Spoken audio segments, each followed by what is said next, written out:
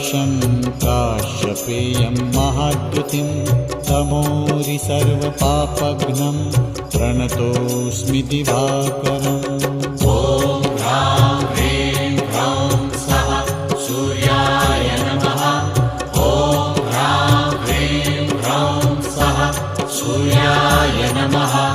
जपाकुसुमसङ्काशं काश्यपेयं महाद्युतिं तमोरि सर्वपापघ्नं प्रणतोऽस्मि दिवाकरम्।